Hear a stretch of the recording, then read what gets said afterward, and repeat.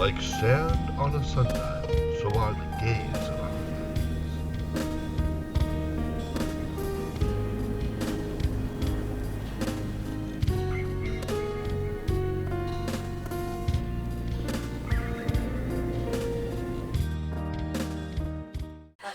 Hi, welcome to the Gaze of Our Lives, the show that has the movers and shakers in San Diego LGBT community. And the most powerful and most wonderful of all of them is our host, Jack Turner. Hi, everybody. Welcome again to the Gaze of Our Lives. This is the second episode we're taping, although we did manage to sneak in a lube special there somewhere, so I hope you enjoy the show. We have some really exciting guests for you tonight. I was walking in Hillcrest the other day, and I saw these two guys walking together. They were dressed the same, so I walked up to them and I asked, "Hey, are you guys gay?" Well, the first one pulled out his nightstick, the second guy pulled out his handcuffs, and I thought, not again. I thought you were going to a Halloween party, sorry. Anyway, they decided not to arrest me, but as I was walking to my car, they kind of followed me, and when I started to unbeep and unlock my car, one of the officers walked over and whipped out a ticket book and started writing a ticket, and I said, "What's that for?" He says, "Well, look at the way you're parked." And I said, "Well, I'm gay, I can't even park straight." The guy laughed so hard he let the ticket go. I was reading a study the other day, and it said that American mores are a little messed up, and if a woman, for example, sleeps with 10 different guys, she's considered to have, well, shall we say loose morals? But if a guy does it, well, he's gay, obviously. So I also read another survey that said that 90% of the women out there do not like men in pink shirts. And I thought to myself, well, you know what, that's probably true because 90% of the guys in pink shirts don't like women. This other guy found a lamp and he picked it up and rubs it, and out pops this genie, and the genie says, "Oh, I'm kind of tired today. I'll give you only one wish." And the guy thinks for a moment and says, "I wish I could talk with women better. I would be more comfortable around them." And the genie went poof and turned the guy gay. Well, that's it for the monologue. Let's get the show started. We have great guests, as I mentioned, and I want you to meet our vivacious co-host, Victoria Turner. Well, hello, vivacious co-host Victoria, and how are you this evening? I am just delighted to be here and thrilled with your wonderful monologue. Ah, wasn't that great? So, Jack, I noticed we're all wearing pink bands today. What do they say on them? They say, "Just love yourself, the rest will fall in place," which is the motto of Lube, A Modern Love Story. And could also be the motto for our wedding officiant coming up. Wedding officiant, well, speak of the devil, we have with us tonight Donna, Lynn. Welcome. Thank you. I'm so glad you could join us. Thank you. You have the great band, too. I do. So Donna, tell me, what does a wedding officiant do? A wedding officiant officiates a ceremony. Sometimes it's a commitment ceremony, sometimes it's a wedding. It could be a vow renewal. Okay. They pretty much conduct the ceremony. In a legal wedding, they also fill out the paperwork, file it with the courthouse, and that's what makes it a legal ceremony. So that was opposed to, for instance, most people are familiar with going to a church and getting married, but if you're not religious, you're the type of person that someone would look for. Right. It's non-denominational, so we marry anybody. We don't care about religion. And if we can make it as spiritual as the couple would like, or non-spiritual, very generic, whatever the couple wants. So how many people have you married over the course of your career? I stopped counting at a few hundred. Once I got to a few hundred, I just didn't keep track anymore. And about how many do you do a year now? I would say around 50 a year. 50, okay. Is that up or down from what you've done before? I've done more and I've done less. I understand that your business probably changed a great deal when the Supreme Court made their decision about marriage. So talk to me a little bit about that.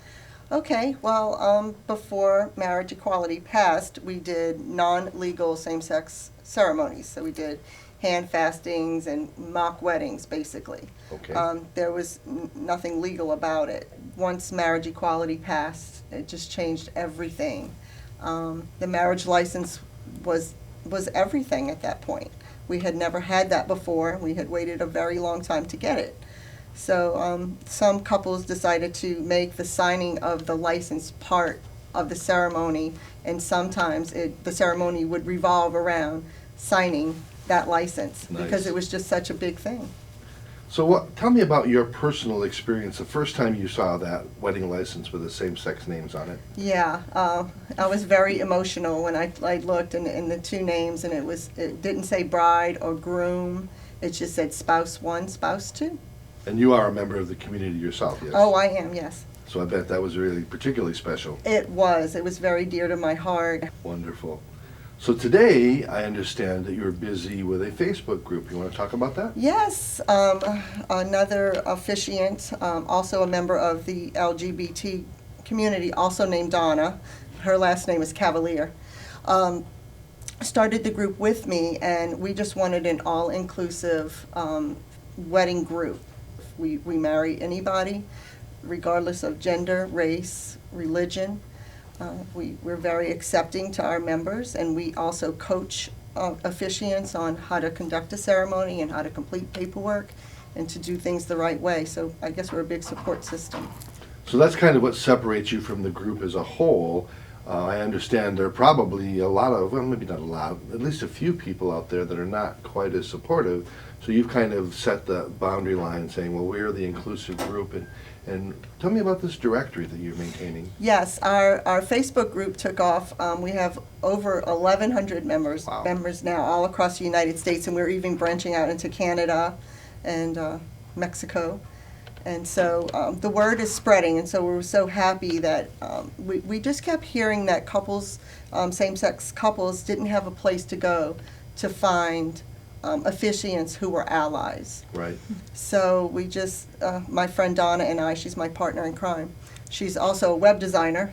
How Which handy was helps. that? So she launched a beautiful directory for us, and we've got hundreds of officiants signed up already, and the only requirement is that they are an ally Nice. to our community. So if somebody's on Facebook and they want to find your directory, what search terms should they? We are the Wedding Officiants of America, Okay. and our website is officiantdirectory.com. Couples can find a same-sex officiant on there based on location, and if they're an officiant who is an ally, we welcome them to come. We even have a free listing. That's how dedicated we are to getting the word out. Great.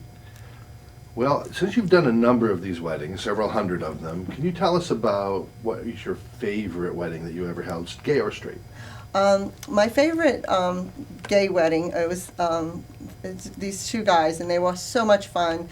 They are Star Trek fanatics. Me So, too. so their theme was "The Force is Strong," and it was on their wedding cake, and it was just a beautiful, beautiful backyard wedding, and you would never know it was a backyard by the photos. And a magazine picked them up, Wow. a wedding magazine, which was pretty phenomenal in that day to have a same-sex wedding featured in a regular wedding publication. So let's go to the opposite side. Without naming any names, can you tell me about the most bizarre ceremony you've ever performed? Oh, I've performed weddings in a creek. I've Wow. performed weddings at Applebee's at a table.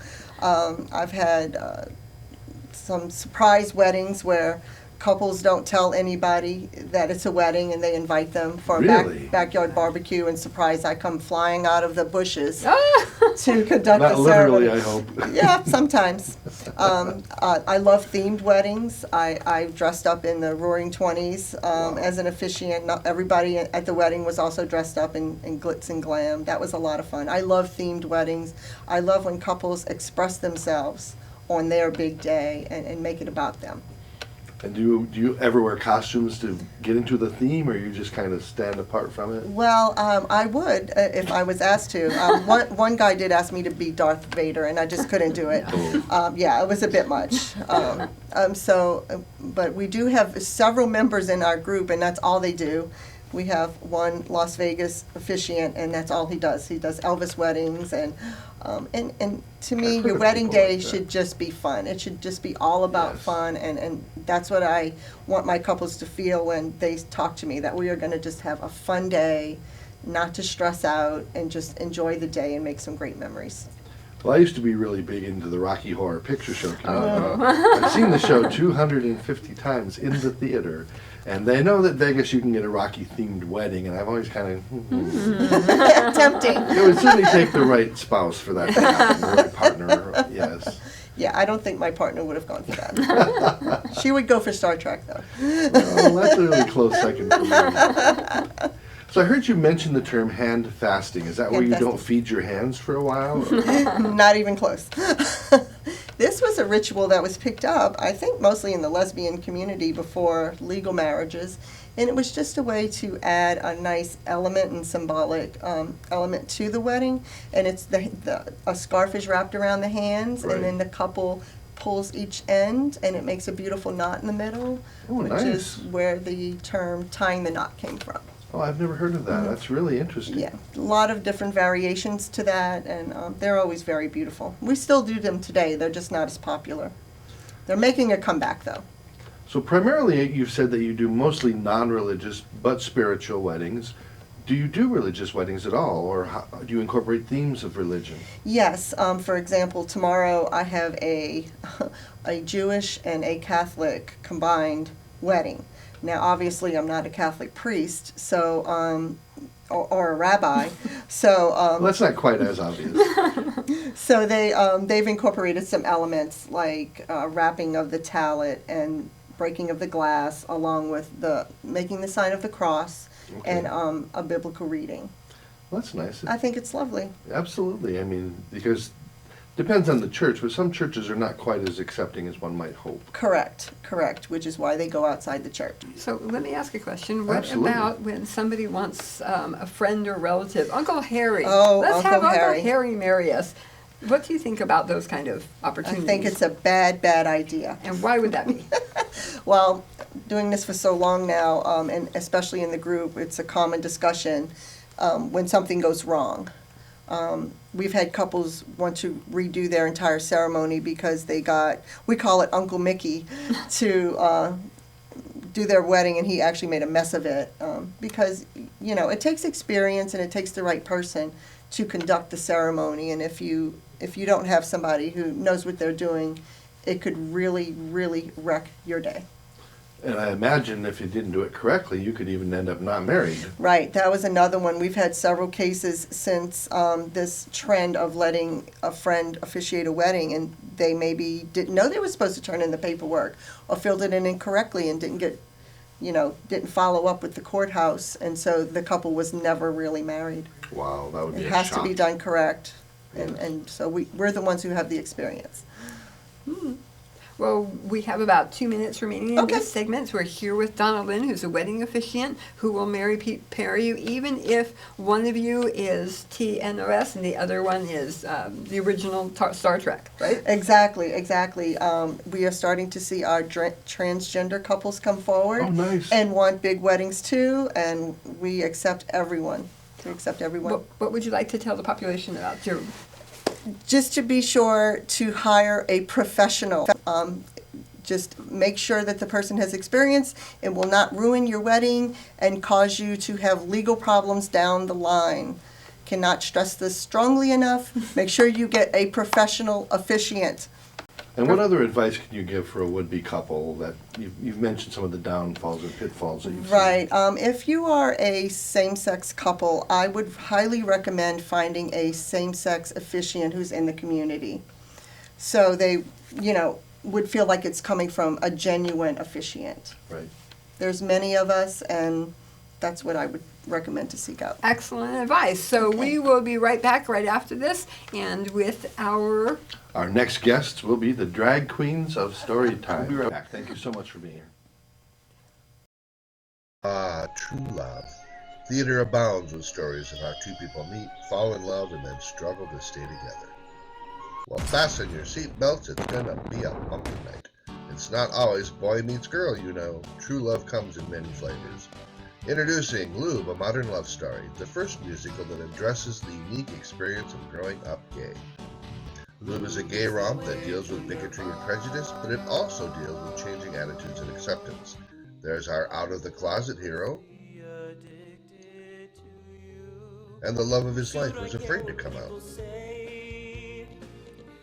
these feelings anyway. You'll meet those who torment the gays Listen here, you know who I mean. and see the harm that all of their hatred causes. In the high school hall. You'll meet straights, gays, bisexuals, and even a drag queen or two, a true slice of American life. Lou is another in a long line of musicals you'll truly love.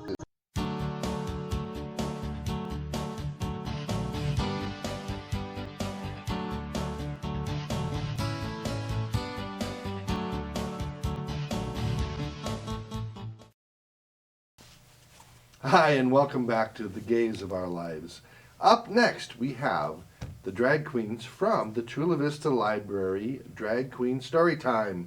Let me introduce to you Destiny. Yay! Welcome. How are you? Next, we have Barbecue. Hey, Dad. Welcome. Nice to meet you. And last but not least, we have Raquelita. Hi, Dad. Welcome. So, Drag Queen Storytime. Can you tell me a little bit about this? What started it? Why you got involved? What you get out of it? Whatever you feel like talking about. Well, Jack, my name is Raquelita. My pronouns are she, her, hers. And basically, what we've done before in the past has been kind of like doing performances in the bars, but we sort of wanted to expand beyond the bars and be able to provide experiences for the community. As educators, we do have a lot of experience working in schools. Yeah, nice. So we wanted to be able to bring that skill into our performances. We've also done a lot of community activism work as well with the queer, trans, people of color colectivo. And we've done a lot of activism, and basically that was kind of like our network that we've been able to establish for ourselves. Great. And there were some librarians from the Chula Vista Library. They were interested in creating a drag queen story time, and they reached out to us to be a part of it. Nice. So they Yes. contacted you. This isn't something you contacted them about. Yes, that's correct. Wonderful. I think that's Yes. very inclusive of them. What about you, Barbecue? I mean, you're an educator also, I understand. Yeah, it was our librarian friend who contacted us. They know our history with, doing activism with our drag specifically. Like we performed in like alternative drag stages. I feel like Yes. places beyond the club. Like we've gotten a chance to perform at a church. Nice. Yes. And these are like fundraisers, so it's really like work for the community. And I think it's those connections that have made this opportunity so appropriate, being able to like perform, already have experience performing in front of families and children and working with children, right? So it felt so appropriate to be able Nice. to. And Destiny, what about you? You did dance or Yeah, singing, it was great because when I first moved to San Diego, I was reached out based off of someone who is, LGBT and, represents as that. And I was so lucky enough to work as a dance assistant and then also a vocal instructor for kids who are in elementary, even from age like 5 to about 12. And they were really like young people who were just eager to learn more and be happy, and just sometimes it is really great to be about like representation and having fun all together instead of basically being frowned upon about being different. And that's why this book that they have shared in the Drag Queen Storytime really tells a great story. I'll try to get some time for you to read a little bit of it, but not Yes. quite yet. I want to talk about the controversy. Now, we have Donna here, who is not a drag queen. What do you feel about people that have to come out and protest an event like this? Well, honestly, I think it's a little ridiculous. We have groups of educators who have experience with children who want to spend their time reading books to kids in public libraries. I just really don't know how anyone could protest that. Or why they would. I mean, if they don't want their kids to see it, don't take them there. Why are they so Right, yeah. concerned that other kids Exactly. might see this? Well, let me share with your thoughts. Well, for me, I definitely feel like it's important to be mentors in the community, and especially to our youth who are, starting to kind of like understand the world. And for them to be able to see drag queens, I think it's important because as artists, we're just exposing them to another art form. And we're allowing them to just sort of just be educated. I mean, because we're just reading. Right.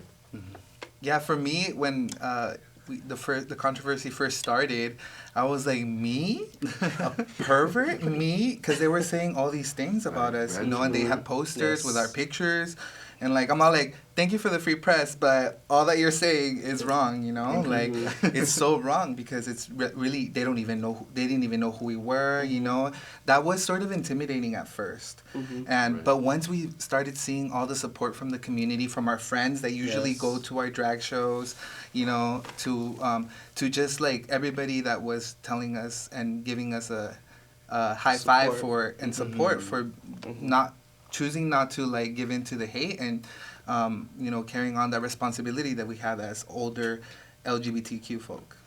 Yeah, it was really great to see that even though people have different opinions and see people can be on different sides of a story, that there were people protesting at the drag queen story time, but more people were supporting it, and so They it's showed just up. like that's what's more important for the kids. Right. And it kind of baffles me a little bit about the people like this that are worried about sexualizing their children when the media and everything is so overly sexual, but it's all straight sexual.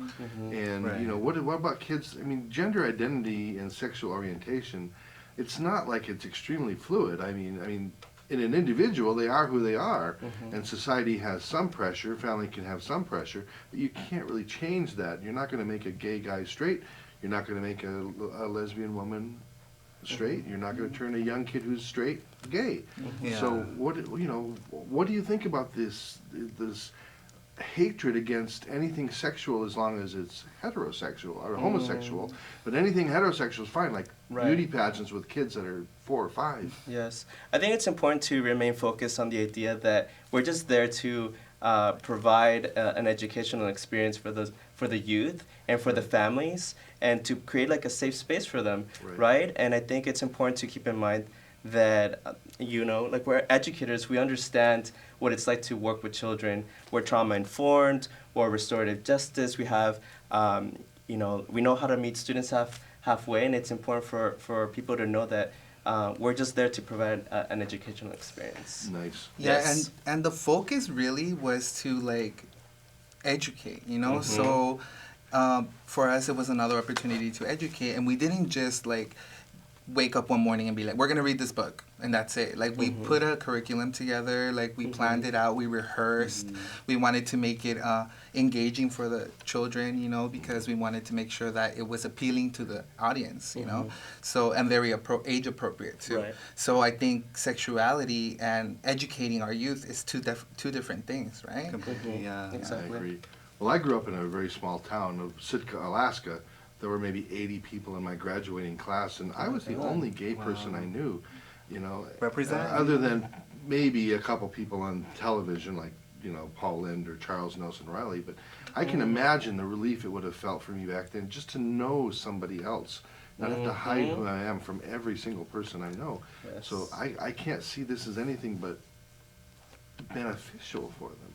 Exactly. I think that with being mindful and being intentional about creating a safe space, it's really about allowing everybody there to be validated, to feel like they're being validated for who they are, regardless of their identity, and that's what we wanted to do, is just to be able to provide a safe space for everybody. Nice. Why don't we take a moment and have you give an example of what your readings go like? Yes. Show people, what is it you're doing? Oh, yes. Reading Rainbow.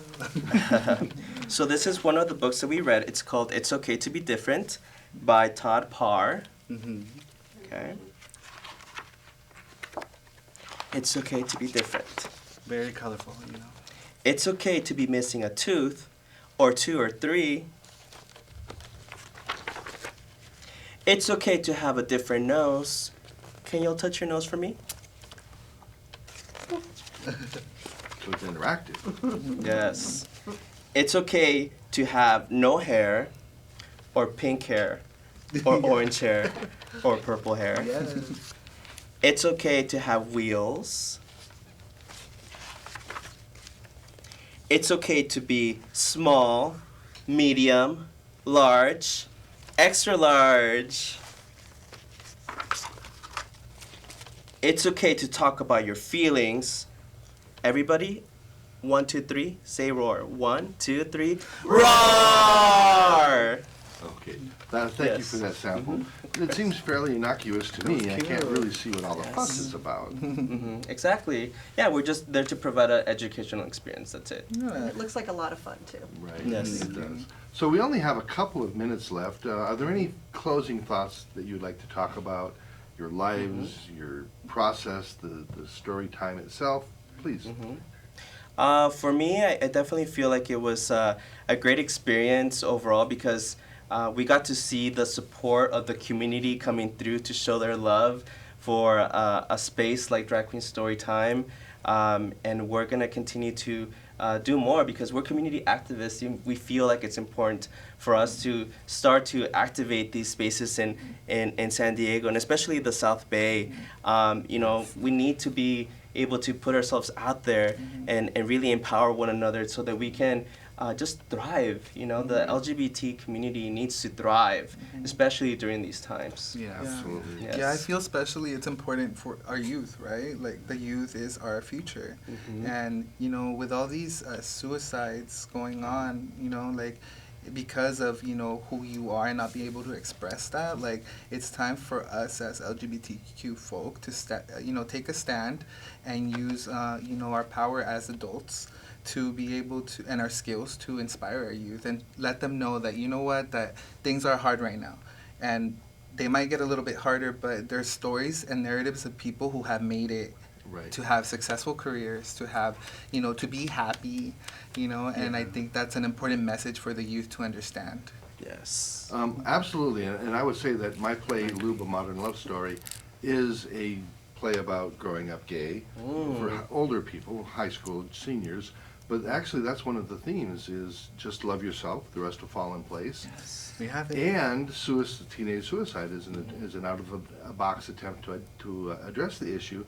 Suicide is the #2 cause of death amongst kids 10 to 24, and for LGBT youth, the numbers are even 3 to 4 times that. So absolutely, great point.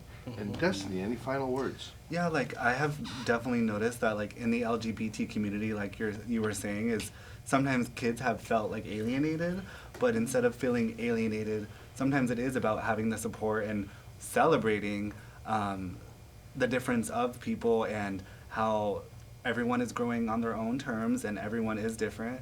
So it really is all about love and less negativity. Yeah. Wonderful. And Yeah. Donna, do you have any closing thoughts? Oh, I'll just echo that it's more about love and less negativity, and Yes. we'll start to shine soon. The Beatles said it, all we need is love. Yes, yes, All right. yes. Well, I thank all of you for being on the show tonight. Thank you, This has been Dad. a Thank wonderful you. experience Yes, for thank me. you so much, Dad. And I'm Jack. sure it will be for the group. Yes. Thank you all for being with us tonight. This has been The